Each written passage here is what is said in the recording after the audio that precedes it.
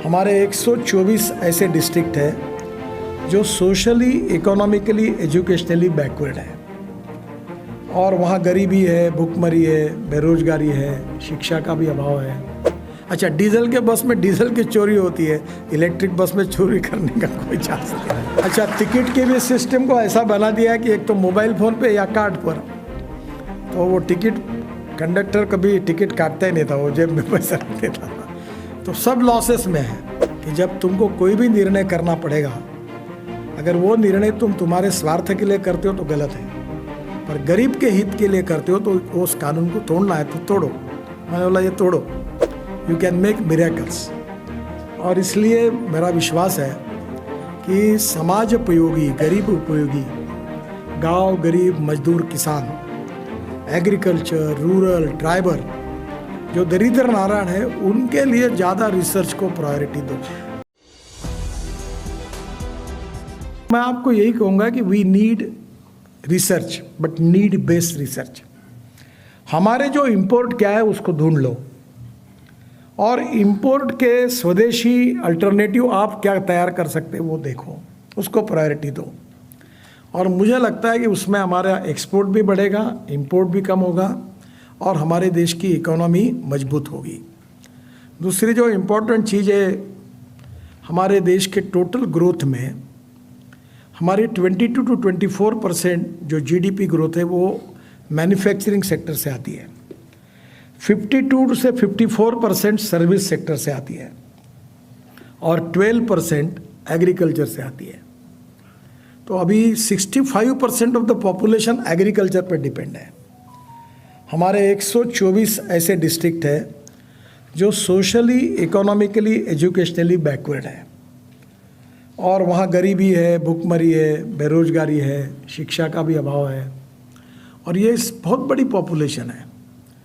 तो forest base जो industry develop हो सकती है, एग्रीकल्चर, रूरल टेक्नोलॉजी कौन सी डेवलप हो सकती है, उसमें आप लोग थोड़ा प्रायोरिटी ज़्यादा दीजिए। मैं जब एमएसएमई मंत्री था तो गोबर से हमने हमारे यहाँ पेंट बनाया। ये जो जयपुर में हमारा एक कुमारप्पा इंस्टीट्यूट है खादी ग्राम उद्योग का, उन्होंने बहुत सुंदर पेंट बनाया और उसमें 9 फीचर्स ऐसे जो ये पेंट में नहीं है। मैंने खुद अपने कॉन्फ्रेंस रूम में लगाया और इतना हाफ ऑफ द प्राइस। अब ये पेंट अगर बनना शुरू हो गया और गाय के गोबर को अगर 5 रुपये किलो का भाव मिल जाएगा तो गाय को कोई बेचेगा ही नहीं। अभी इसमें भी इतना रिसर्च हुआ, आपसे रिलेटेड नहीं है, कि 1952 में हमारे देश से गिर नाम की गाय ब्राज़ील गई और अभी उनके पास गिर इतना अच्छा डेवलप हुई है कि 60 लीटर देने वाली गाय है गिर। और उसका जो बुल आया, टोरेंडो उसका नाम था, तो 60 लीटर जो गाय दूध देती थी उसके बुल का सीमेंस लाकर इंडिया में 2 लीटर के गाय को अगर दिया तो उससे 20 लीटर की गोरी।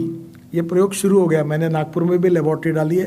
अभी चितड़े करके जो है सांगली में, उनने भैंसों के लिए और गाय के लिए बड़ी है, उद्घाटन के लिए मुझे वो बुलाने के लिए आए। अब उसमें और नई रिसर्च हुआ कि जैसे बेटी बचाओ अभियान करते वहाँ अब गाय के लिए करने की ज़रूरत नहीं, 100%, 99% गोरी होगी।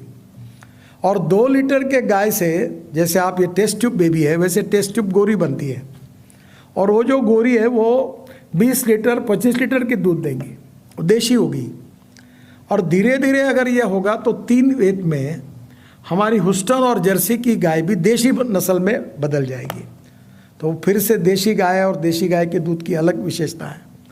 तो अब ये रिसर्च इतना हो रहा है कि ये सब, इसमें हम लोग काफ़ी economic growth agriculture, rural, tribal sector में कर सकते हैं। बाम्बू, इतना अच्छा बाम्बू में काम हो रहा है कि अभी हमारे यहाँ महाराष्ट्र में, मैं भी खूब दिनों से बाम्बू में काम करता हूँ, इतना अच्छा फर्नीचर बना है, इतने प्रोडक्ट अच्छे हुए हैं। बाम्बू से बायो इथेनॉल बना है, बाम्बू से अचार बना है, बाम्बू के कपड़े अच्छे हुए हैं।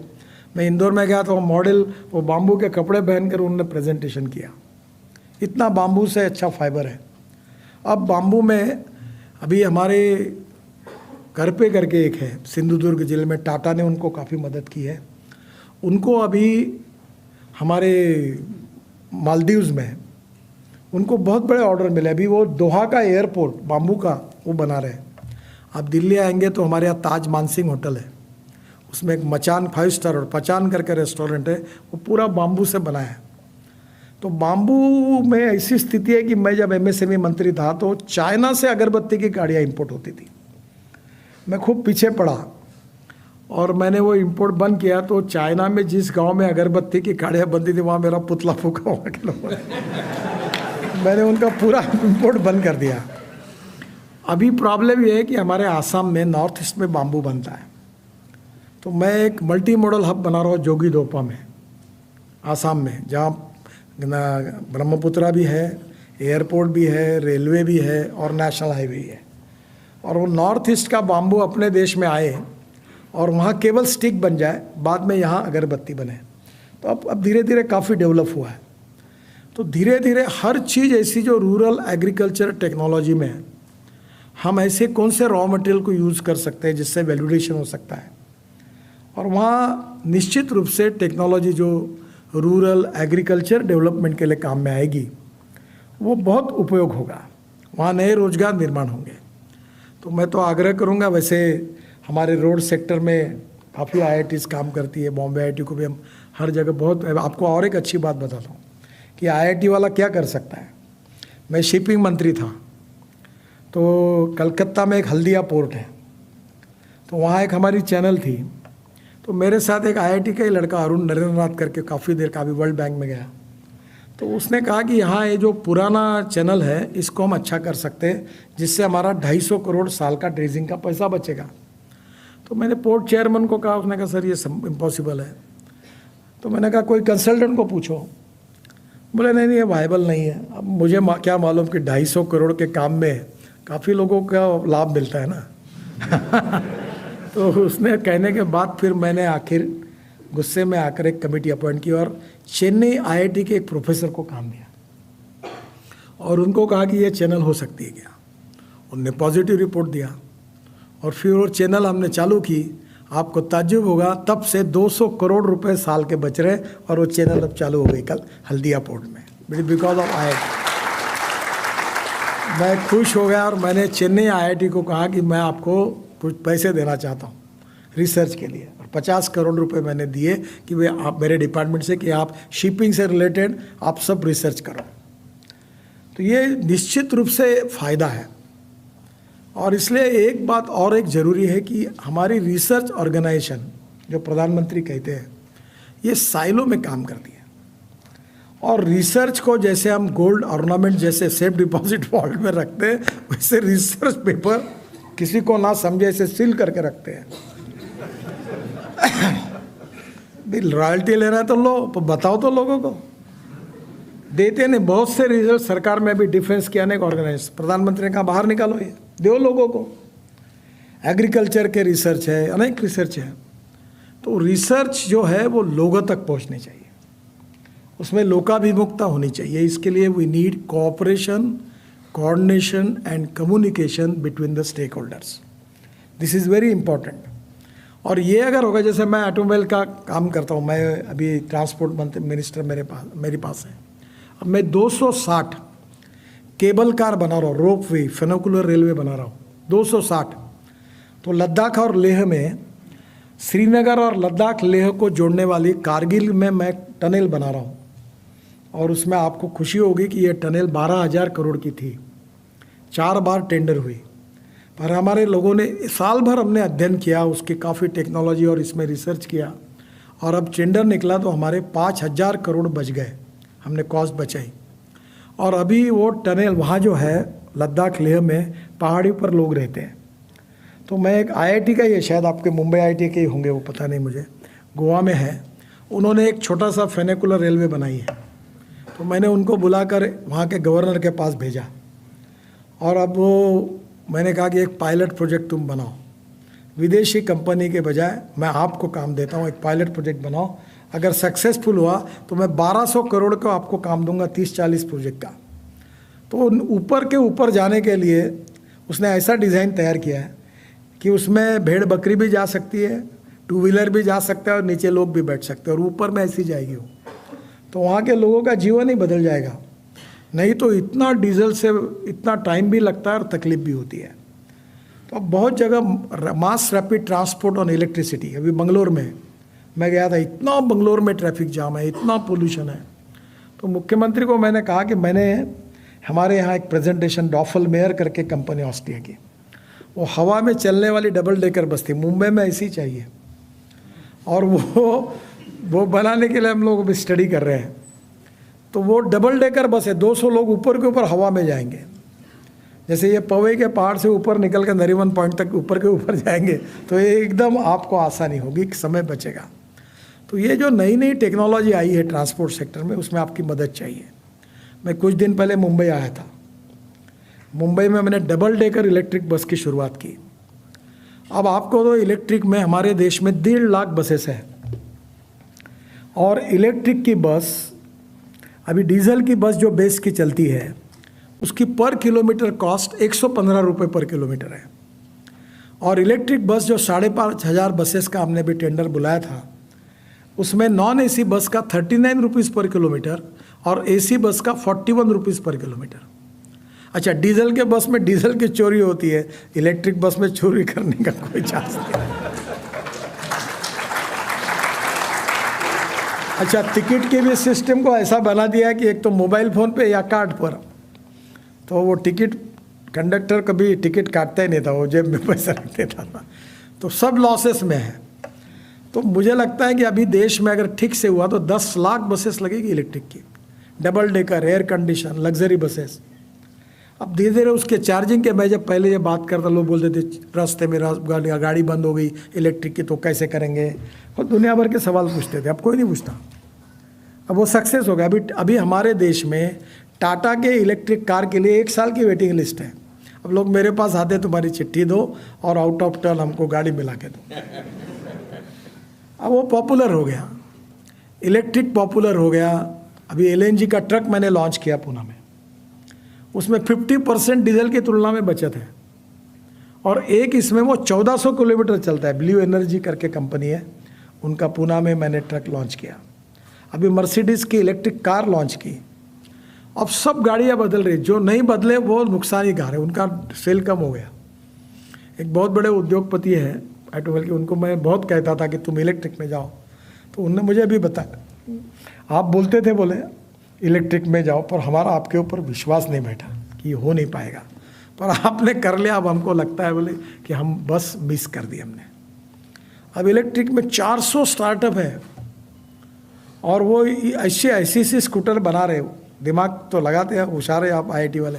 वो 125 किलोमीटर की बजाज और TVS की स्कूटर है, ये 60 किलोमीटर की बनाए, तो बैटरी की कॉस्ट कम होगी तो इनकी सस्ती है। तो उन्होंने स्टडी किया है कि एक स्कूटर वाला दिन में 24 से 26 किलोमीटर ही चलता है, तो फिर 125-30 किलोमीटर की ज़रूरत ही नहीं, तो कॉस्ट कम हो गई। तो 60,000 और 70,000 में 2 व्हीलर मिल रहा है। तो छोटे छोटे लोग, सफाई कामगार, पियून, सिक्योरिटी गार्ड, सब स्कूटर ले रहे हैं, तो उसकी डिमांड भी बढ़ी है। अभी कार्ड बन गया, ई-रिक्शा हुआ।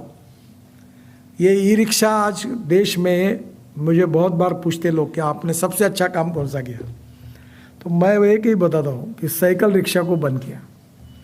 1 करोड़ लोग आदमी को ढोने का काम करता था, ये टेक्नोलॉजी है। ये मैकेनिक्स ड्रिवन ई-रिक्शा आया, और मैं नया मंत्री बना था, मैंने खूब उसको प्रमोट किया। तो ये जिनके धंधे इससे ख़राब हुए वो कोर्ट में गए, तो मैंने अलाउ किया था कि वो इसका चक्का लो, उसका एक्सल लो। तो मुझे हमारे डिपार्टमेंट के लोग बोले इसका ये, उस कंपनी का ये।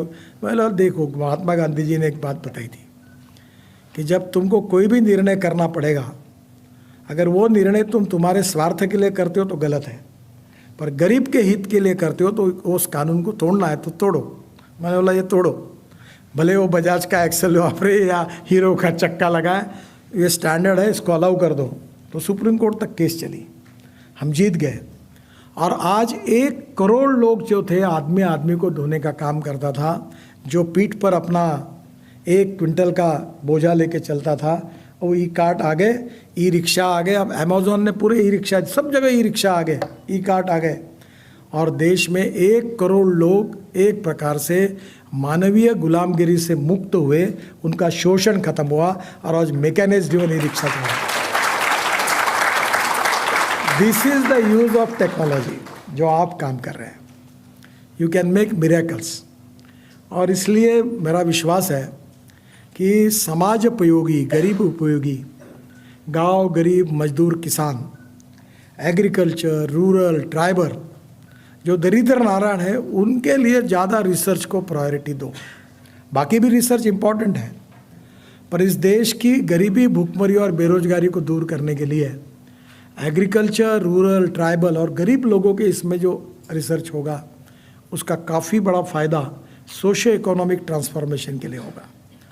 और मुझे विश्वास है कि आप लोग इसमें बहुत अच्छा काम कर रहे हैं. मैं रोड सेक्टर में टनेल्स, ब्रिजेस, रोड सब आईआईटी की मदद लेता हूँ. कुछ भी ब्रिज गिरता है तो आईआईटी के प्रोफेसर को भेजता हूँ, because your reputation is very good. जो साहब ने बताया, एक बात आखिरी में बताता हूँ, रेपुटेशन ये बहुत बड़ी ताकत है. Honesty, credibility and reputation is the biggest capital of 21st century.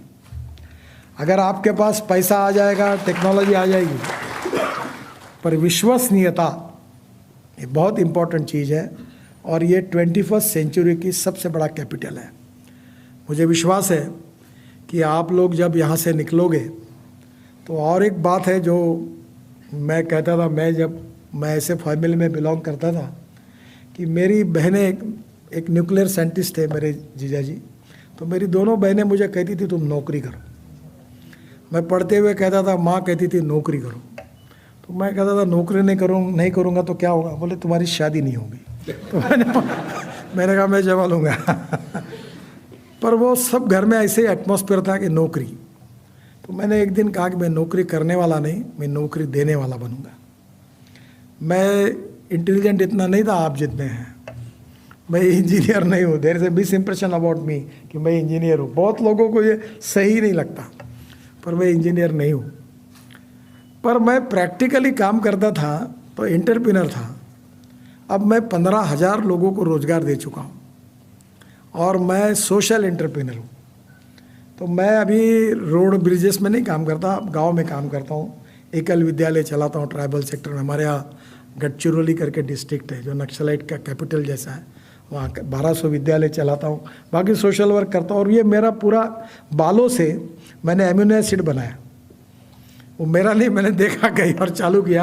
अब पॉपुलर है, एमिनो एसिड बेस्ड मैक्रोन्यूट्रिएंट्स बनाता हूँ. प्लांट बूस्टर है वो बालों से. तो मुझे लगा कि नागपुर में तो बाल इतने ब्यूटी पार्लर है, हेयर कटिंग सब मिल जाएंगे. जब मैंने सब मशीन सेट की और गया तो 40 किलो ही मिले. तब मुझे ध्यान में आया पहली बार कि बालों को वजन ही नहीं होता. अब मैं 1 ट्रक बाल तिरुपति से खरीदता हूँ और एमिनो एसिड बनाता हूँ और एमिनो एसिड बेस्ड माइक्रोन्यूट्रिएंट्स बनाता हूँ, इथेनॉल बनाता हूँ, अभी बायो CNG बना रहा हूँ और एग्रीकल्चर में काम करता हूँ. तो मेरा आपको सुझाव है कि निश्चित रूप से इस देश का पुनर्निर्माण हम आपके knowledge as a power, technology के साथ हो सकता है. टेक्नोलॉजी नीड बेस होनी चाहिए. सोसाइटी की नीड क्या है वो समझना चाहिए. Availability of raw material base होनी चाहिए, कौन सा रॉ मटेरियल कहाँ अवेलेबल है. और एक है कि सबसे इम्पॉर्टेंट चीज़ है कि proven technology, economic viability, availability of raw material and marketability. चारों बातें एक होंगी तो होगा. नहीं तो आपने समझो कोई चीज़ है बनाई और मार्केट से 2 गुना ज़्यादा प्राइस है तो क्या फ़ायदा उस रिसर्च का. विदाउट इकोनॉमिक वायबिलिटी वो मीनिंगफुल नहीं है. तो इसलिए स्वाभाविक रूप से import substitute, cost effective, pollution free, indigenous, economic viability के साथ, रिसर्च के साथ आप लोग इस देश को, देश के भविष्य को बनाने वाले हैं.